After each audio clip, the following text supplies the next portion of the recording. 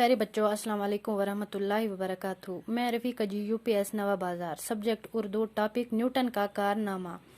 Date है आज 13 जुलाई 2020। आज हमने न्यूटन के बारे में पढ़ना है कि न्यूटन कैसे साइंसदान बना, क्या क्या कारनामे न्यूटन ने किए कि वो इस मुकाम पे पहुंचा कि उसने ग्रेविटेशन जैसा एक टॉपिक हमारे सामने रखा। दरख्त से फल गिरते किसने नहीं देखे, मगर जब सेब का एक टुकड़ा न्यूटन के सर पे पड़ा तो इंसानी इल्म और फिक्र की तारीख का एक नया बाब खुल गया। बाब दरवाजे को कहते हैं कि ये एक कहानी है बच्चों। मैं आपको वो कहानी सुनाऊंगी, आप गौर से सुनना कि क्या हुआ, कैसे न्यूटन एक साइंसदान बना, कैसे उसने ग्रेविटेशन को डिस्कवर किया, इजाद किया। तो सुनो, एक दफ़ा का जिक्र है कि जब न्यूटन छोटा बच्चा था, बालिग बच्चा था, छोटा नहीं था, बालिग बच्चा था, वो अचानक बाग में बैठा था, किसी सोच में पड़ गया था कि अचानक दरख्त से सेब गिरा उसके सर पे। सेब जब उसके सर पे गिरा तो वो सेब उसने हाथ में उठाया और देखने लगा कि क्यों सेब नीचे ही गिरा, यानी अगर दरख्त से कोई चीज़ गिरा नीचे ही क्यों आया, वो ऊपर क्यों नहीं गया। यानी कह चीज़ अगर कुल पे वसित पे पे ज़मीन से पे खोत न आसमान कहें।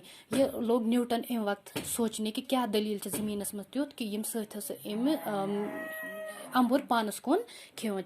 तो ये अत मज लोग ये सोचने एक्सपेरिमेंट कह कर अम तो यह वोत अत नतीजस पे कि दोपन ज़मीनस मज कशिश यथ वन ग्रेविटी, यानी ज़मीन मैग्नेट ये पे वुचमुत लकट लकट बच्चे गर तम अनान सो मैग्नेट पत अनान लोहे की यानी शिस्तरो क्यूल कह चीज़ सो थवा तथ अंद अंद सह मैग्नेट तथ अट्रैक्ट कर, यानी पान सत चिपकान, तथ वन अट्रैक्शन।